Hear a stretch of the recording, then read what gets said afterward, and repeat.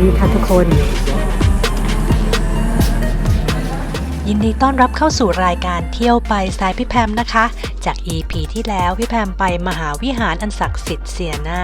พอออกมาก็เดินลัดเลาะออกมาเรื่อยๆสักประมาณ10นาทีก็ถึงพิพิธภัณฑ์ที่รวบรวมอุปกรณ์เครื่องทรมานผู้กระทำผิดในอดีตตั้งแต่ยุคโรมันเรื่อยลงมาเลยค่ะ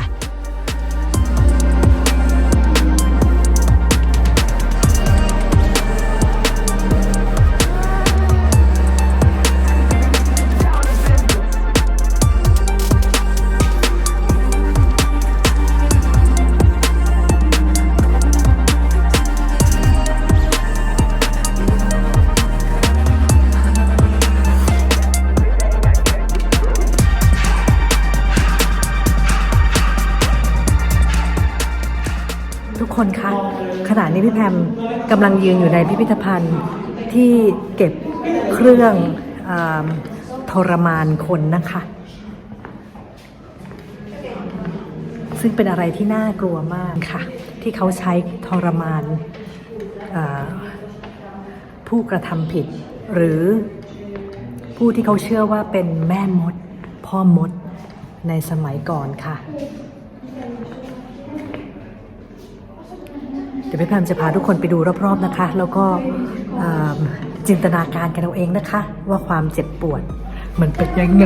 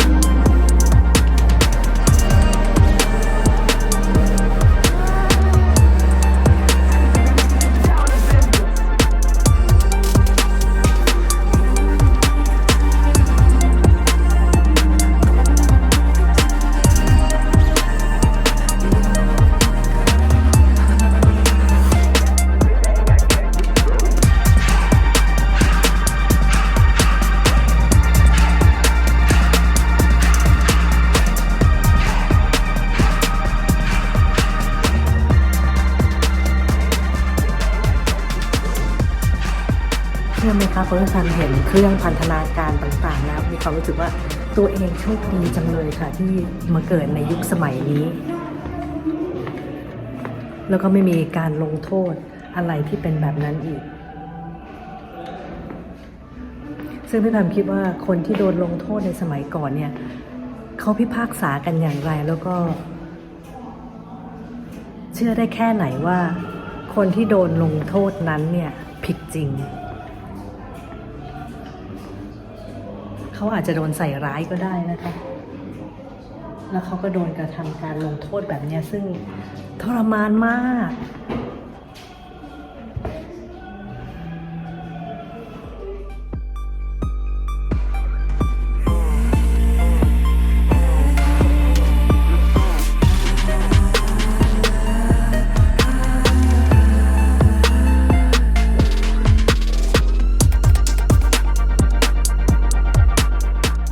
พี่แพมจะขออนุญาตย้ำนะคะว่าอุปกรณ์เหล่านี้ก็คือ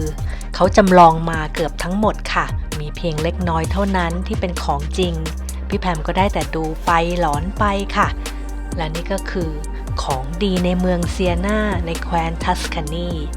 ส่วนรายละเอียดเนื้อหาของแต่ละชิ้นพี่แพมต้องขออนุญาตให้ทุกคนจินตนาการกันเองนะคะและบางอย่างพี่แพมก็ถ่ายติดภาพประกอบมาให้ดูด้วย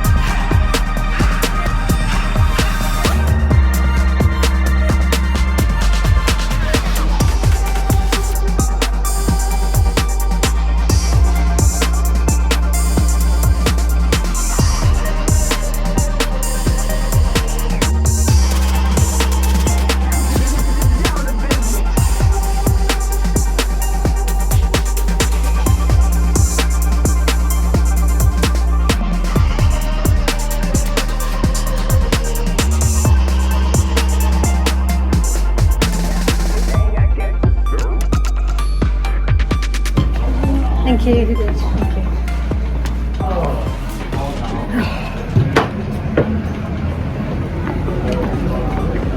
ออกมาด้วยความเครียดค่ะทุกคนคะพี่แพมมาถึงณใจกลางของเมืองเซียนนานะคะตรงนี้ชื่อแคมโปนะคะเป็นสถานที่ที่เขามีการแข่งม้ากันค่ะปีละ2 ครั้ง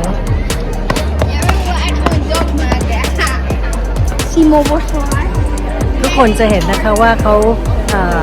ได้สร้างอัฐจันทร์ไว้ด้านข้างนะคะเนี่ยค่ะจะเป็นที่นั่งคล้ายๆกับโคลอสเซียมนะคะแล้วก็ม้าก็จะวิ่งไปรอบๆเนี่ยค่ะแล้วทุกคนก็จะนั่งดูกันและในวันนี้พี่แพมก็ต้องขอลาทุกคนไปก่อนค่ะเราพบกันใหม่ใน EP หน้าขอบพระคุณทุกคนที่ติดตามและให้กำลังใจพี่แพมมาโดยตลอดนะคะขอให้นอนหลับฝันดีและมีโชคดีในทุกๆวันค่ะขอบพระคุณค่ะบ๊ายบาย